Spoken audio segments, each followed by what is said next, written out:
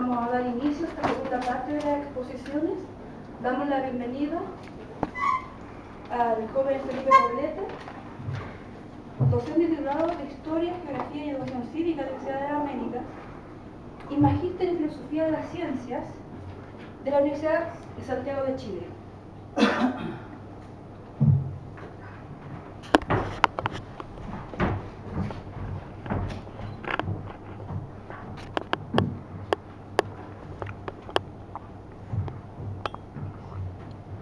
Bueno, antes que todo, muchas gracias por la invitación.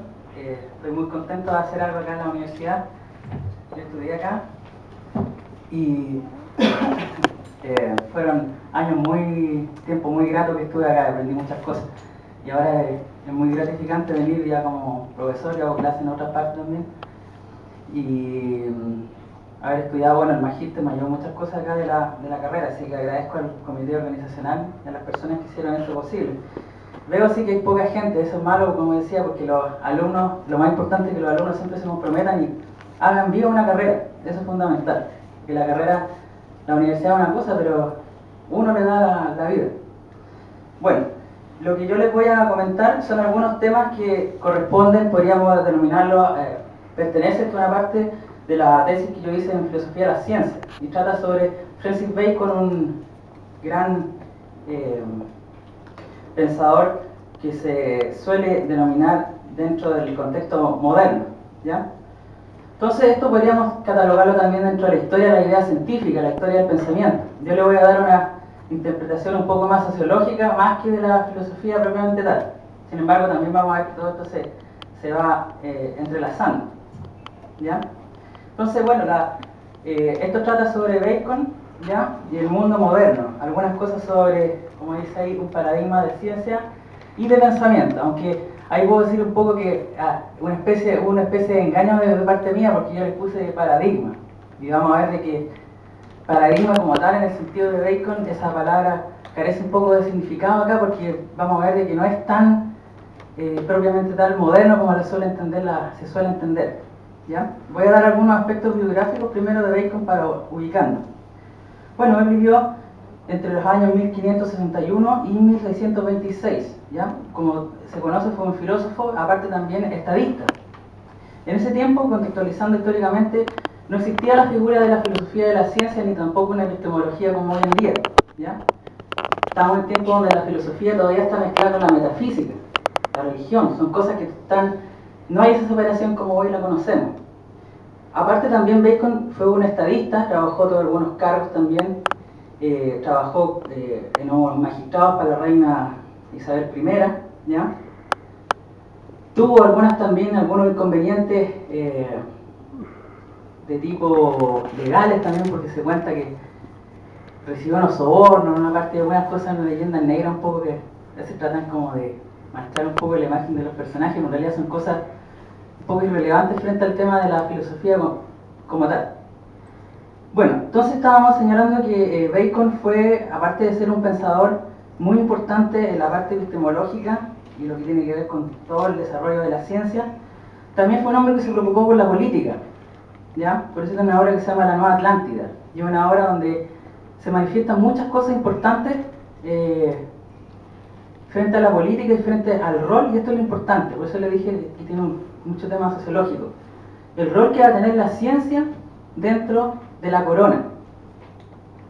Muchas veces se habla, he escuchado siempre, leyendo siempre hablan que la posmodernidad, como le llaman, es el periodo cuando se empieza a surgir el tema del poder y la preocupación por poder, ciencia. Bacon ya había vislumbrado algunas cosas, él fue uno de los primeros que puña la idea de que la ciencia es poder, en el sentido de que una corona, un determinado reino, al ser aliado de la ciencia,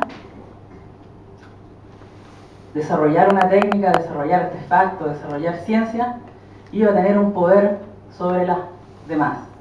Iba también a tener una importancia económica. La sociedad real de su tiempo reconoce a Bacon como el padre fundador. Newton, personajes que vienen después con la revolución científica años más tarde, también lo consideran como uno de los padres fundadores.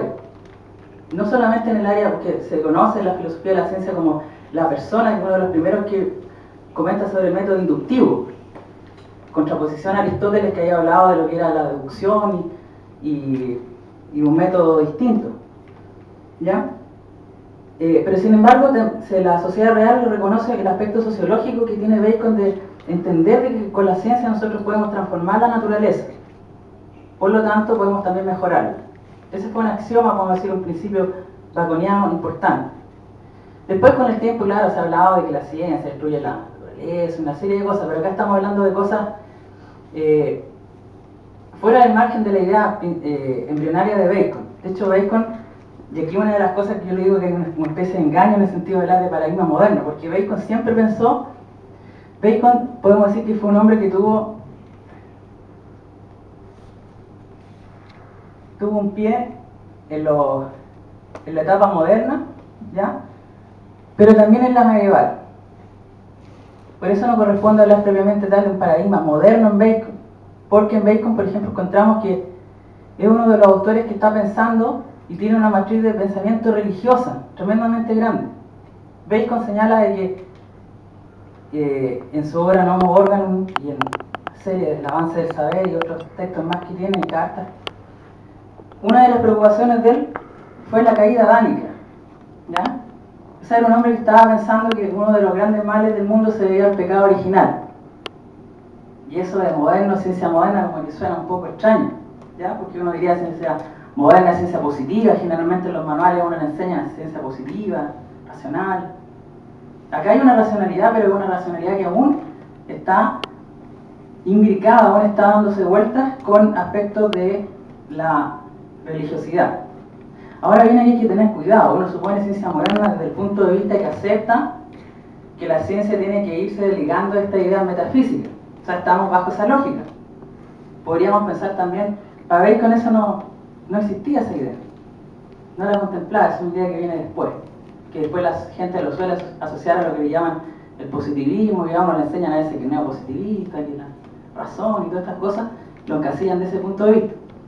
Pero sin embargo, en el caso de Bacon, nosotros vemos que hay una idea religiosa núcleo, ¿ya? Y la ciencia, en el fondo, para Bacon puede recuperar un poco este dominio sobre la naturaleza, porque Bacon, como muchos autores de ese tiempo y del tiempo medieval, señalan de que uno de los grandes males del mundo se debe al pecado original, ¿cierto? Adán y Eva. De ahí comienza la maldad, el pecado, diríamos. De hecho, por eso la religión de su matriz es religar lo que teníamos anteriormente, volver hacia la conexión con Dios. Bacon está pensando exactamente con lo mismo. Ahora sí, un punto de diferencia, porque uno puede decir, claro, y esa es una cosa también que les quiero comentar cuando uno trabaja en historia, trabaja en cualquier tipo de... hay que tener mucho cuidado con los conceptos ahí, por ejemplo, la idea de paradigma es muy oscura.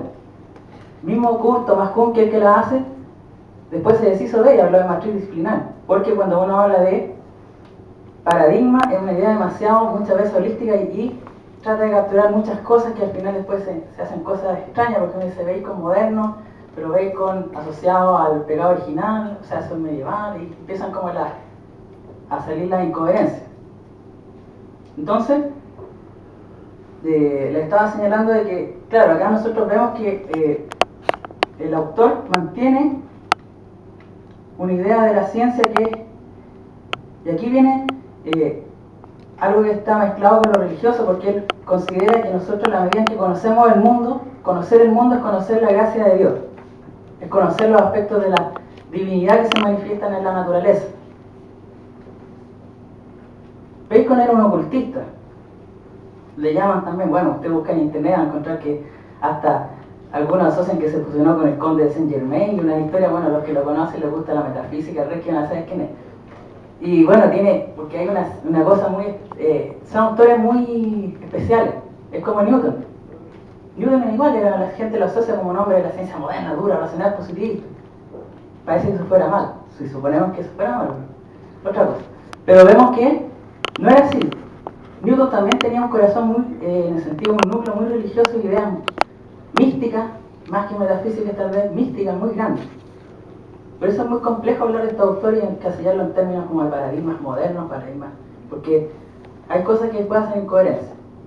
Entonces estaba señalando que en el caso de Bacon, nosotros podemos ver de que su proyecto comienza con una idea religiosa, que es volver a que el hombre domine la naturaleza, porque por el pecado original se produce un corte entre el conocimiento de la naturaleza y el hombre. El hombre ya no puede conocer las causas primeras, no puede conocer la naturaleza como es en sí, como se llama. Tal vez los fenómenos, después, bueno, más adelante uno suele decir la epistemología que gira en torno a los fenómenos, el estudio de los fenómenos. A ver, con eso hubiera sido casi un pecado porque las cosas se podían conocer en sí. ¿Cómo conocemos de nuevamente? Aprendiendo la ciencia verdadera. Hay una ligación religiosa importante. Bueno, entonces, estábamos diciendo de que, como dice ahí, Bacon como hombre de dos épocas, medieval y moderno. Creencias religiosas que están justificando esta noción. Sin embargo, también uno podríamos decir, y eso también les quería comentar cuando uno habla de los conceptos, puede decir moderno, pero en función de qué. Que moderno es muy amplio, moderno en función de A, de B. Podemos decir que, claro, Bacon tiene también un pie en la modernidad porque en función de la ciencia hay un paso que da, podríamos decir, hacia nosotros. Porque él señala que a través de la ciencia podemos conocer y dominar la naturaleza. Recuerden que los medievales no se alejaban del conocimiento experiencial, de lo que era empírico, saber libresco, cercano a Aristóteles, Platón. Sistema deductivo de conocimiento, un par de principios, los fenómenos se adaptan a las leyes generales. Aquí también podríamos decir que es moderno, incluso el contemporáneo, y por eso mismo el Círculo de Viena también, dentro de su manifiesto que tiene, lo señala como uno de los padres fundadores, uno de los tatas, le dirían a lo mejor, porque tiene una idea importante. Nosotros conocemos el mundo a través de la experiencia. No me sirven los axiomas generales, la silogística, porque la silogística está construida sobre nubes. ¿Cómo consigo un conocimiento? ¿Cómo descubro el nuevo mundo? De la experiencia. Bacon consigue también su desarrollo con el descubrimiento, años previos al descubrimiento de América. Por eso que el método inductivo de Bacon de conocer la realidad, el método empírico, el empirismo surge y tiene gran fuerza porque nosotros estamos bueno, hay gente que ha hecho estudios, por ejemplo, en la historia de la botánica, vemos que cómo se fueron, al llegar a América, los conquistadores vieron plantas nuevas, animales nuevos. Hay un ejemplo, hay un autor un comentarista de Bacon que habla de, por ejemplo, del ornitorrinco. Cuando se conoció Oceanía, no cabían las taxonomías medievales. Un animal que tiene pico de pato, que tiene patas palmeadas, que parece que se reproduce como mamífero. Diríamos, se produce un quiebre. El empirismo fue muy importante en eso porque permitió conocer el mundo nuevo. El mundo que nosotros estamos conociendo. Por eso, también la sociedad real, Newton y la gente que viene posteriormente, Galileo, también reconocen mucho en Bacon el punto de empezar a conocer la naturaleza, la experiencia, la inducción, el experimento, la observación. Para afrontar realidades nuevas se necesita la observación. Claro, ¿verdad? Dicen algunos, parte de la teoría. Claro, pero cuando hay fenómenos como el ornitorrinco que rompen esa teoría, la observación cobra importancia. Y ese es un punto importante de la modernidad podríamos decir que claro, es algo que un punto importante que tiene Bacon y que lo va a alejar del saber silogístico, del saber aristotélico. Como todos los autores de su tiempo, Bacon fue también crítico, y ahí fue el tema de la silogística, del saber aristotélico contemplativo, crítico de la metafísica que le hace el quite, diríamos, a la experiencia, observar los fenómenos. Por eso que años más después se pone de famoso en la enciclopedista, recolectar la información. A veces se entiende mal eso como que fuera solamente acumular hechos. No, estamos frente a un conocimiento nuevo, observando nuevas realidades. Esa es la matriz que está detrás de eso. Entonces critica la silogística. Principio general, nosotros deducimos los hechos a partir de principios generales. Bacon quiere romper con esto que se llama, él plantea él le llama en términos latinos la anticipatio mentis, la anticipación de la mente. Cuando yo quiero anticipar una realidad por mi teoría. Y él llama a los científicos a construir una interpretatio naturae, una interpretación de la naturaleza, desde abajo hacia arriba, desde los fenómenos, los hechos, las cosas que podemos ver. Ahora bien, autores como Karl Popper hicieron una crítica, usted, señor Bacon, no se dio cuenta que la teoría está en la observación. Bacon también comprendió y está consciente de eso. Sin embargo, el punto, lo que él está apuntando es que para las nuevas ciencias se estaban abriendo, pero de paso a la observación y a los fenómenos nuevos, a lo que estábamos descubriendo, a los nuevos tipos de realidades que nos estábamos acercando. Ese es el sentido que él está dando. Por eso que autores como Newton también van a hablar de la inducción. Ya, acá no es el sentido que en Bacon hay que entenderlo, que no es una inducción que yo de los puntos particulares voy a llegar a una generales, sino que se refiere a una inducción de descubrimiento, de ir conociendo casos, fenómenos nuevos, descubrimiento. Por eso que hace sintonía con el descubrimiento de América. Y si uno echa para atrás un poco la historia y ve cómo se desarrollaron ciencias como la botánica, la biología, utilizaron mucho este método porque, claro, estaban descubriendo una realidad nueva, animales nuevos, plantas nuevas, paisajes nuevos, accidentes geográficos nuevos, que en Europa tal vez no existían. Bueno, había un poco de experiencia con los viajes a África, etc. Pero acá hay algo muy importante. Entonces, frente a esto, aquí viene también una parte rupturista en el sentido del pensamiento medieval con la crítica que hace Bacon a lo que llama la anticipación de la mente. Y él bosqueja esta crítica en los famosos ídolos de la mente, los ídolos, que llama él, los ídolos. Y habla de 4: ídola tribu, ídola specus, ídola fori, ídola teatri, traducidos como ídola de la tribu, caverna, foro y teatro. ¿Ya? En el caso de la ídola de la tribu, señala que, y aquí hay una cosa importante en esto también, porque siempre se nos señala que, bueno, todos conocemos autores como Descartes, el que habló del pienso, luego existo. Se habla que uno de los autores que descubre la subjetividad, lo subjetivo del pensamiento.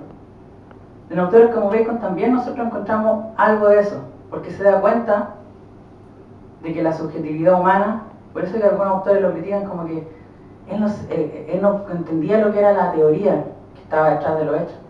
Lo comprendía muy bien, porque estaba señalando su teoría de los ídolos es una muestra de que la mente humana está perturbada, que en este caso le llama ídolo o fantasma también, que se podía traducir en ese tiempo, por la misma raíz religiosa. Y ahí se produce un nexo muy interesante, porque él llama que estas perturbaciones, llamémosle estas distorsiones de la mente, se producen producto de la caída adánica, y de ahí se vienen originando hacia el ser humano en adelante. Entonces él habla de la ídola tribu. Él señala que esto es un ídolo que nosotros presentamos al darle más regularidad a la naturaleza de la que muchas veces tiene. Ejemplo, pues uno diría en la sala de clase, veo que este curso desordenado, el próximo curso que voy a ver también son todos desordenados, porque ya había un curso desordenado, otro también, y entonces son todos así. Veo más orden del que hay. Mi mente se anticipa a un orden que no necesariamente puede ser así. Por eso es un ídolo. Lo ve como algo que distorsiona la realidad. ¿Ya? Y también se da cuenta de una cosa, de que el hombre suele ver la realidad desde su punto de vista. También un elemento que es tremendamente contemporáneo, incluso porque uno lo ve claro, los modernos, el centro del hombre, el humano, se deja hablar de Dios. Pero sin embargo, Bacon también nos habla de que eso tiene un peligro. Porque desde mi subjetividad, desde mi percepción, también puedo incurrir en error. El hombre no es el centro del mundo, podríamos decir en ese sentido. Se comienza también a perfilar esa idea. Ídolos de la caverna. Bacon señala también de que nosotros se distorsiona nuestra mente a través de la educación. Las distintas formaciones que nosotros diríamos en términos contemporáneos recibimos nos hacen ver distintas realidades. Nuestra educación, los perjuicios que están asociados a nuestra falta de conocimiento, nos nublan también.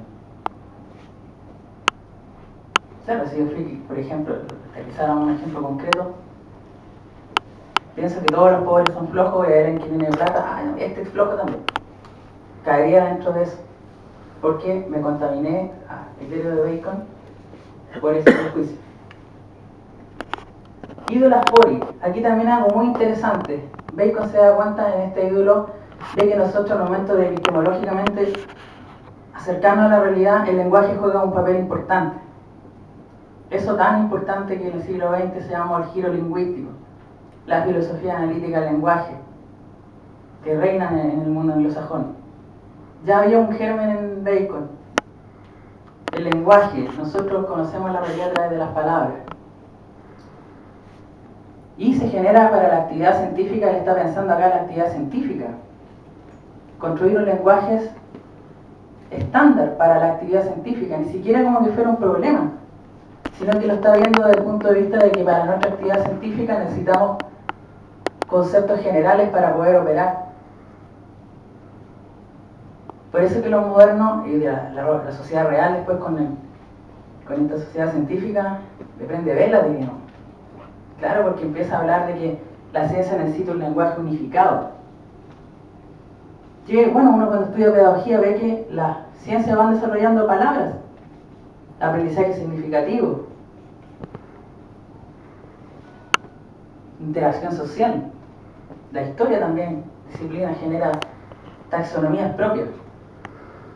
Bacon también comprende esto, que es importante a la hora de comprender, generar mecanismos de consenso para poder entender cuando nos comunicamos, porque para él la ciencia es pública.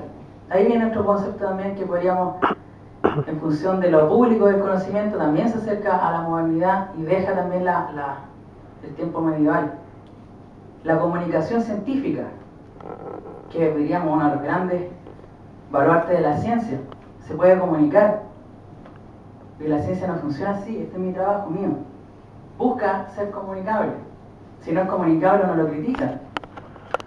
No puede haber nada en la ciencia que no sea público, que sea claro. Ideales que van a desarrollar esta forma de pensamiento. Por último, habla de los ídolos del teatro. Ídola teatri. Y este es un punto muy importante porque Bacon, y nuevamente acá volvemos a su idea religiosa, porque él lo mezcla y lo señala con las falsas filosofías, habla él. Las falsas filosofías que existen en el pasado. Platón, Aristóteles, los escolásticos, porque son filosofías que se fueron, podríamos decir, post-lapsiarias, post la caída adámica, la distorsión. Por eso es un autor que está pensando que a través de la ciencia nosotros podemos entender la estructura del universo, la estructura de la realidad. Por eso que, bueno, en este tiempo hay que acordarse también que Bacon fue crítico también de la alquimia, porque la encontraba una ciencia o una disciplina poco rigurosa. Sin embargo, Bacon, uno podríamos decir como, incluso como criticándolo a él, podríamos decir, usted Bacon también maneja una idea de la alquimia. Podemos conocer una estructura que está detrás de todo el universo. Esa es una idea totalmente alquimista, una estructura que subyace a los fenómenos. Cuantificable por números, claro. En la Edad Media también se hace famoso después del tiempo de la Cábala, que algunos le creo que la deben conocer, de los judíos. Una cosa, una disciplina muy, muy linda. Ideas que están presentes. ¿Ya? Entonces, bueno, acá ese es el ídolo del teatro, que es una forma de señalar las ideas de su tiempo en los problemas que estaban. Entonces, para ir finalizando, aspectos importantes también, la importancia que da la razón. Hay en el nuevo órgano de Bacon hay una metáfora muy, incluso llega a ser bella, poética. Señala de que hay científicos que funcionan como las hormigas que recolectan y recolectan datos. Señala que hay científicos que son como las arañas que construyen telarañas. Ahí está, diríamos, está tirando el palo a los idealistas. En el otro a los empiristas ciegos que no ven la teoría. Ahí él dice que los científicos tienen que ser como las abejas, porque las abejas son capaces de seleccionar las flores, pero bajo una teoría y práctica juntas. Ese sería como el corolario o la epistemología de Bacon. Por eso que Popper lo va a criticar en el siglo XX, decir que usted no se dio cuenta, señor, porque Popper tiene una idea y le criticó al círculo de bienes. La teoría, ¿dónde está? En los autores de Bacon estaba claro, lo tenía presente. Lo que pasa es que, como saben, la historia siempre, leer los autores es un ejercicio complejo. Acuérdense también que, bueno, Bacon escribe en un inglés antiguo. Traducciones se van a veces perdiendo una idea y confundiendo. Entonces aquí uno lo ve también en la historia de las ideas, lo complejo que es comprender a un autor. Por eso uno lo ve en los manuales, de repente uno pelea hacia los manuales que dicen Icarito, Bacon moderno. ¿Pero es la acción de qué? Porque hay una serie de cosas que si uno empieza a escarbar se da cuenta de que hay cosas mucho más ricas y complejas. Bueno, en el caso de los experimentos también va a ser uno de los autores que va a dar mucha importancia a la experimentación, a la observación y a la creación de instrumentos para poder comprender la ciencia. Y como lo había señalado, el rol de la ciencia para Bacon es algo importante y por eso lo mezcla con la política y los estados. Bueno, eso sería lo que les quería comentar sobre Bacon. Le damos las gracias a Felipe y vamos a darle paso para algunas preguntas si tiene el público.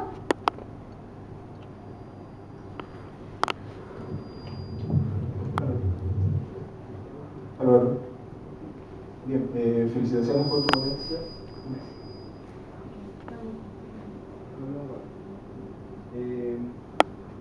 Sobre el tema del paradigma que plantea Thomas Kuhn, que detrás de la definición de paradigma de Thomas Kuhn, más allá que después haya cambiado hacia otro concepto, hay una naturaleza de proceso en el cambio de un paradigma a otro.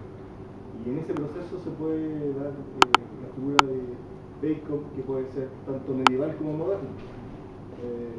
Yo creo que si pensamos que los cambios son como una guillotina que marca un antes y un después, perdemos la riqueza de estos personajes que tienen una naturaleza compleja, que quizás es la debilidad, a mi juicio, de la historia de las ideas, que se queda en el gran hombre, en el gran pensador, y se olvida de que esto es social. Y si no es recibido por una comunidad, no toma fuerza.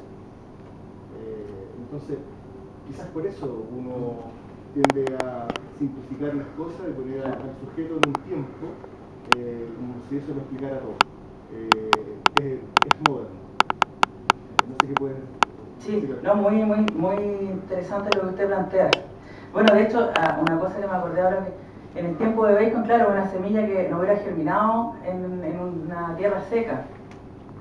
Bacon se preocupa mucho de los artesanos, porque los artesanos él señalaba que no había que despreciarlos, porque eran por ejemplo, el hombre que hacía el artesano, el vidrio, era el hombre que conocía la estructura, la naturaleza del vidrio. El hombre que hacía la madera, la conocía. El hombre que conocía la metalurgia, conocía sus propiedades. Y habían autores que eran, muchos autores también italianos, autores que también Bacon leyó y que había gente que ya estaba haciendo observaciones de esa forma. Entonces, claro, como dice usted, una vez se queda, claro, es como lo que queda de Bacon, pero sí hay una base social importante que ya se estaba desarrollando en esa área.